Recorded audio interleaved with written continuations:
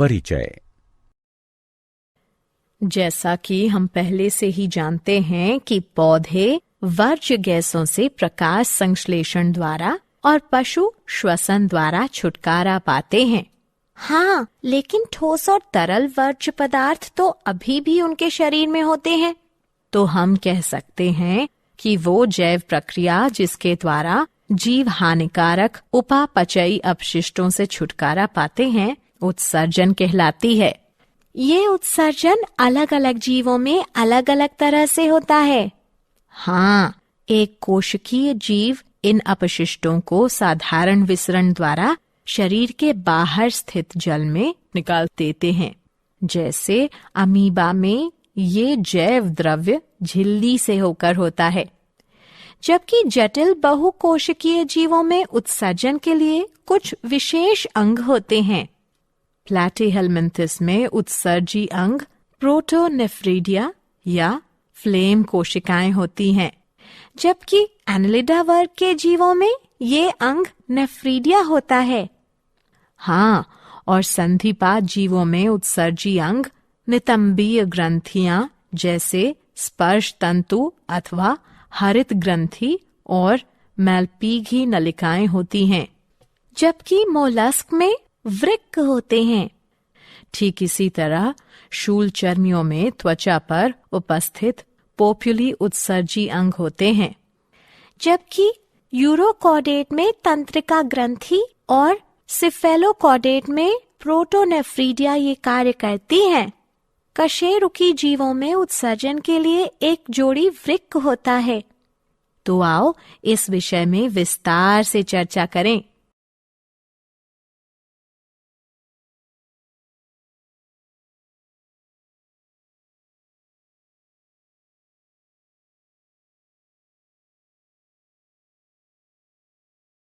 उद्देश्य। इस पाठ के अंत में आप निम्न करने में सक्षम हो जाएंगे: पशुओं और पौधों में उत्सर्जन को समझना, उत्सर्जन के प्रकारों के बारे में जानना, मानव में उत्सर्जन को समझना, उत्सर्जन संबंधी सभी अंगों के बारे में जानना, फेफड़ों द्वारा होने वाले उत्सर्जन को समझना, त्वचा से होने वाले उत्सर्जन के बारे में जानना, बृहदांत्र से होने वाले उत्सर्जन को समझना,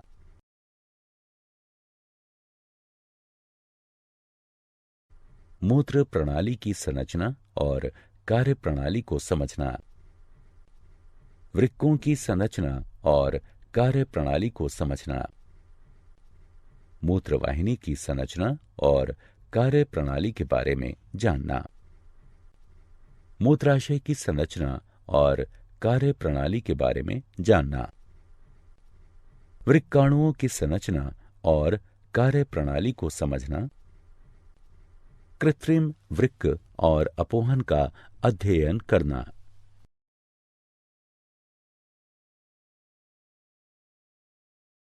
मानव में उत्सर्जन।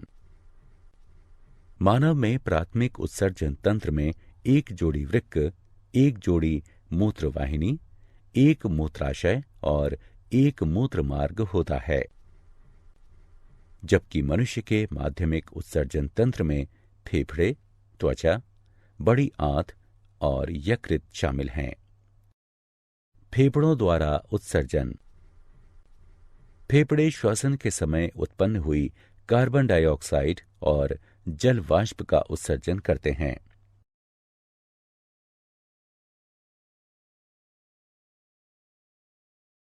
त्वचा द्वारा उत्सर्जन।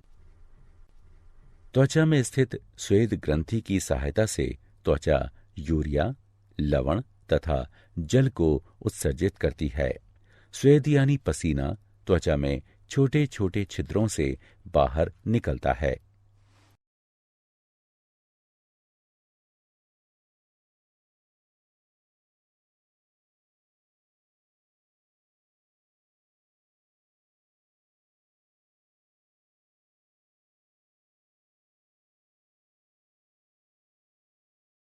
बृहदांत्र द्वारा उत्सर्जन। बृहदांत्र गुदा की सहायता से ना पचने योग्य भोजन को मल के रूप में बाहर निकाल देती है। यह अपशिष्ट पदार्थों का भंडारण क्षेत्र है, जहां ये बाहर निकाले जाने की प्रतीक्षा करते हैं।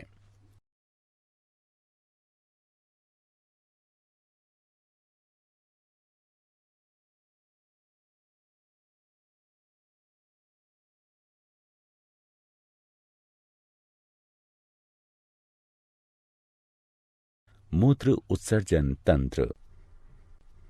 वे अंग जो मूत्र को बनाते हैं, उनका भंडारण करते हैं और उत्सर्जित करते हैं, सम्मिलित रूप से मूत्र उत्सर्जन तंत्र बनाते हैं। इसमें एक जोड़ी वृक्क, एक जोड़ी मूत्रवाहिनी, एक मूत्राशय और एक मूत्र मार्ग होता है। वृक्क में उत्पन्न मूत्र मूत्रवाहिनियों से गुजरकर मूत्राशय में पहुंचता है। यहां यह तब तक एकत्र होता है जब तक कि यह मूत्र मार्ग के जरिए बाहर ना निकल जाए। वृक्क। उदर में मेरुदंड के दोनों ओर एक एक वृक्क होता है। वे बड़े, लाल, भूरे और सेम की आकृति के होते हैं। दाईं ओर के वृक्क की स्थिति थोड़ी सी नीचे की ओर होती है। वृक्क की अवतलता को नाभिका कहते हैं, जो हमेशा भीतर की ओर होती है। प्रत्येक वृक्क लगभग 10 लाख निस्यंदन एकक या वृक्काणुओं से बना होता है। एक व्यक्ति को स्वस्थ रखने में वृक्क का ठीक ढंग से काम करना बेहद आवश्यक होता है।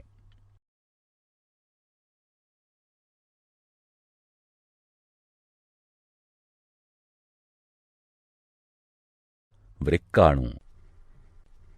वृक्क के बाहरी भाग में वृक्काणु संवलित होकर वृक्कीय छाल बनाते हैं और मध्य भाग में सीधा जाते हुए वृक्कीय मज्जा का निर्माण करते हैं।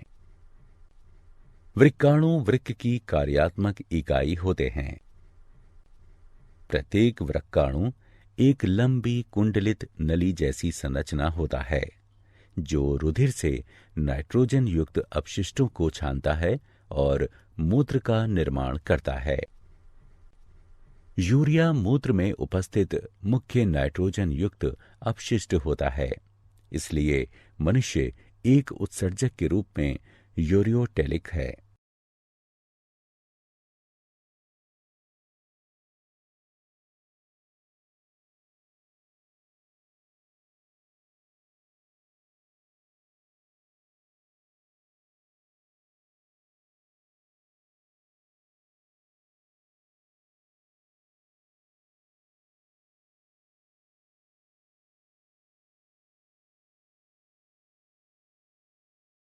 मूत्र वाहिनियां। ये लंबी, संकरी, पतली भित्ति वाली नली जैसी संरचनाएं होती हैं, जो वृक्क की नाभिका से प्रारंभ होकर नीचे की तरफ जाती हुई मूत्राशय से मिलती हैं। मूत्र वाहिनियां मूत्र को वृक्क से मूत्राशय तक क्रमाकुंचन द्वारा ले जाती हैं। मूत्राशय। मूत्राशय एक पतली भित्ति वाली, लचीली, नाशपाती के आकार की और प्रासार्य थैली होती है, जो उदर के निचले भाग में स्थित होती है। मूत्राशय मूत्र की अस्थायी भंडारण करने की थैली होती है। मूत्राशय कोमल मांसपेशियों से बना होता है, इसलिए यह तंत्रिका तंत्र के नियंत्रण में होता है। यही वजह है कि हम मूत्र त्याग करने की इच्छा को नियंत्रित कर सकते हैं। मूत्र मार्ग। मूत्र मार्ग एक मांसपेशीय और नलीदार संरचना है, जो मूत्राशय से शरीर के बाहर तक होता है। मूत्र मार्ग ही मूत्र को शरीर से बाहर निकालता है। बोमन संपुट। बोमन संपुट 2 भित्ति वाला एक कप होता है, जो वृक्कीय छाल में उपस्थित होता है। यह समतल कोशिकाओं से बनी पतली और अर्धपारदर्शी उपकला का बना होता है। बोमन संपुट के विवर में रुधिर कोशिकाओं का एक गुच्छा होता है जिसे ग्लोमेरुलस कहते हैं। यह अभिवाही धमनी के विभाजित होने के फलस्वरूप बनता है। बोमन संपुट और ग्लोमेरुलस को सम्मिलित रूप से मैलपीघी का अथवा वृक्कीय संपुट कहते हैं। ग्लोमेरुलस वह जगह है जहां दाब के अंतर्गत छनन होता है, जिसे अति सूक्ष्म छनन कहते हैं। इस प्रकार बना हुआ निस्यंद ग्लोमेरुलर अथवा वृक्कीय निस्यंद कहलाता है। वृक्कीय नलिकाएं। वृक्कीय नलिका लंबी और कुंडलित होती है तथा 3 भागों में बटी होती है।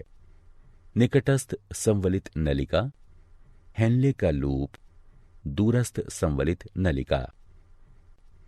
निकटस्थ संवलित नलिका वृक्क का संवलित भाग होती है तथा वृक्कीय छाल में स्थित होती है। यहाँ वृक्कीय निस्यंद से सोडियम, कैल्शियम, अमीनो अम्ल इत्यादि का चयनित पुनरावशोषण होता है। हेनले का लूप नलिका का यू आकृति का भाग होता है तथा वृक्कीय मज्जा में उपस्थित होता है। यह 2 शाखाओं का बना होता है। अवरोही शाखा यह पतली भित्ति की होती है तथा आरोही शाखा यह मोटी भित्ति की बनी होती है। अवरोही शाखा जल के लिए पारदर्शी होती है, किंतु खनिजों जैसे सोडियम क्लोराइड के लिए अपारदर्शी होती है। आरोही शाखा खनिजों जैसे सोडियम क्लोराइड के लिए तो पारदर्शी होती है, किंतु जल के लिए अपारदर्शी होती है। यहाँ मूत्र की सांद्रता बढ़ती है। दूरस्थ संवलित नलिका वह संवलित भाग है जो वृक्कीय मज्जा में स्थित होता है। यह संग्राही नलिका में खुलता है। वृक्कीय निस्यंद में उपस्थित अधिकतम जल की मात्रा दूरस्थ संवलित नलिका तथा संग्राही नलिका की भित्ति द्वारा पुनरवशोषित हो जाती है।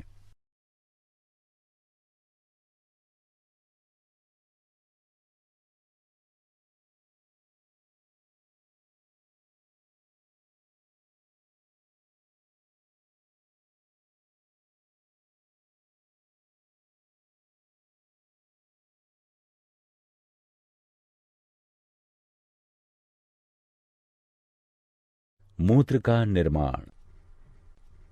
रुधिर से वर्ज्य पदार्थों का छनन करना ही मूत्र निर्माण का उद्देश्य है। ठीक वैसे ही जैसे कार्बन डाइऑक्साइड रुधिर से फेफड़ों में अलग हो जाती है, नाइट्रोजन युक्त वर्ज्य पदार्थ जैसे यूरिया, यूरिक अम्ल रुधिर से वृक्क में अलग होते हैं। इसीलिए इस पर कोई आश्चर्य नहीं होना चाहिए यदि वृक्क का आधारभूत छनन तंत्र फेफड़ों जैसे ही पतली भित्ति वाली रुधिर कोशिकाओं का गुच्छा हो। वृक्क में प्रत्येक रुधिर कोशिका गुच्छ नली के कप की आकृति वाले छोर से संबद्ध होता है, जिसमें मूत्र निस्यंद एकत्रित होता है। प्रारंभिक निस्यंद में कुछ पदार्थ जैसे ग्लूकोज, अमीनो अम्ल, लवण और जल की बड़ी मात्रा उपस्थित होती है, जो नलिका में मूत्र के आगे बढ़ने पर चयन द्वारा पुनरवशोषित हो जाती है। जल का पुनरवशोषण इस बात पर निर्भर करता है कि शरीर में जल की कितनी अतिरिक्त मात्रा उपस्थित है और उसमें घुले अपशिष्ट पदार्थों की कितनी मात्रा है जिनका उत्सर्जन होना है। मूत्र का भंडारण मूत्राशय में तब तक होता है जब तक उसमें दबाव इतना बढ़ जाए कि मूत्र मार्ग द्वारा मूत्र त्याग करने की इच्छा होने लगे।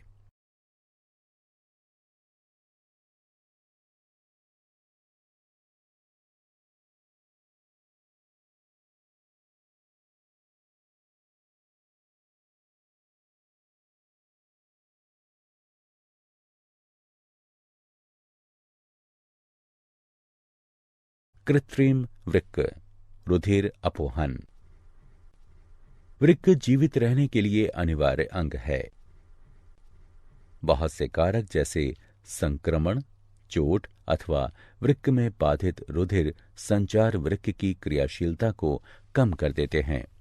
इसके कारण शरीर में विषैले वर्ज्य पदार्थ एकत्रित होने लगते हैं, जिसके कारण मृत्यु भी हो सकती है।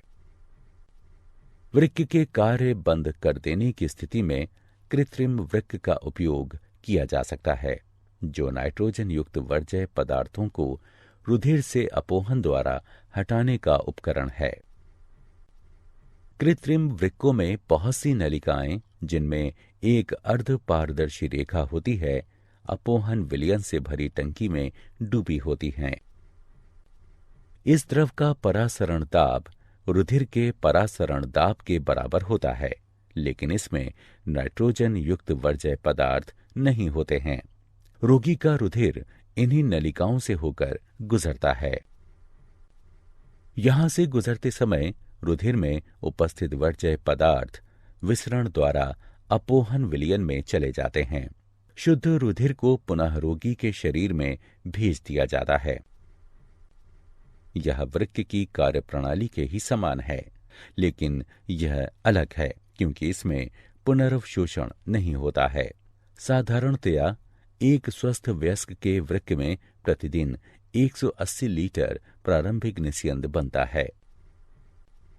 हालांकि प्रतिदिन उत्सर्जित मात्रा 1 या 2 लीटर ही होती है, क्योंकि बाकी बचा निस्यंद वृक्क नलिकाओं में पुनर्वशोषित हो जाता है।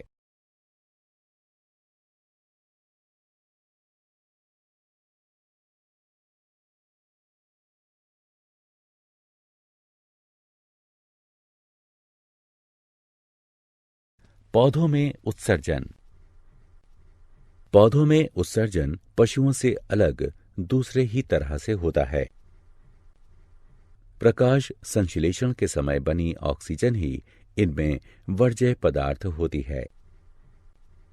हम पहले ही चर्चा कर चुके हैं कि पौधे कार्बन डाइऑक्साइड और ऑक्सीजन का किस प्रकार नियमन करते हैं।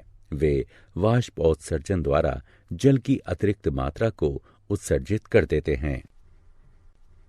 दूसरे अपशिष्ट पदार्थ उनके उत्तकों में उपस्थित मृत कोशिकाओं में रहते हैं। पौधों को अपने कुछ भागों जैसे पत्तियों को खोकर ही वर्ज्य पदार्थों से छुटकारा मिलता है। बहुत से अपशिष्ट पदार्थों का भंडारण कोशिकीय रिक्तिकाओं में होता है। वर्ज्य पदार्थ पत्तियों में एकत्रित हो जाते हैं, जो बाद में टूट जाती हैं।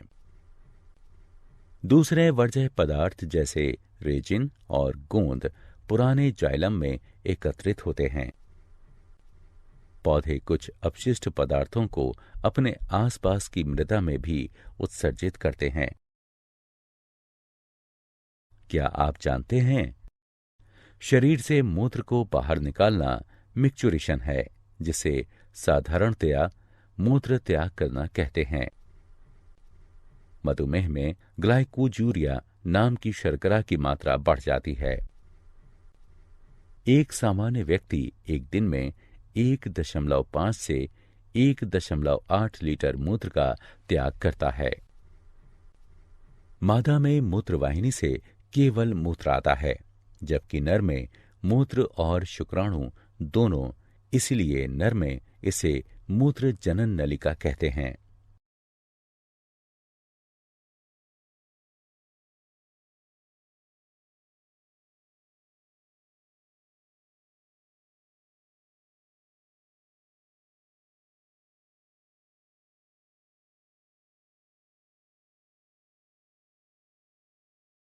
सारांश। आइए हमने जो कुछ सीखा है उसे संक्षेप में दोहराएं। उत्सर्जन में नाइट्रोजन युक्त वर्ज्य पदार्थों को बाहर निकाला जाता है, जबकि ऑस्मो रेगुलेशन में शरीर द्रव में जल की मात्रा को नियंत्रित किया जाता है। अलग अलग पशुओं में अलग अलग उत्सर्जी अंग होते हैं, जबकि निम्न स्तरीय जीवों में शरीर की त्वचा से ही उत्सर्जन होता है। मनुष्य का उत्सर्जन तंत्र वृक्क मूत्रवाहिनियों, मूत्राशय और मूत्र मार्ग से मिलकर बना होता है। वृक्क में उत्सर्जी इकाइयां होती हैं जिन्हें वृक्काणु कहते हैं। प्रत्येक वृक्काणु बोमन संपुट और वृक्कीय नलिका से मिलकर बना होता है।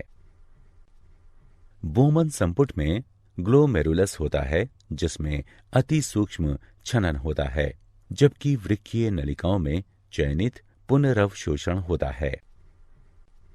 रुधिर अपोहन उस व्यक्ति के रुधिर से नाइट्रोजन युक्त वर्ज्य पदार्थों को कृत्रिम वृक्क की सहायता से निकालने की क्रिया है जिसका वृक्क खराब हो चुका हो।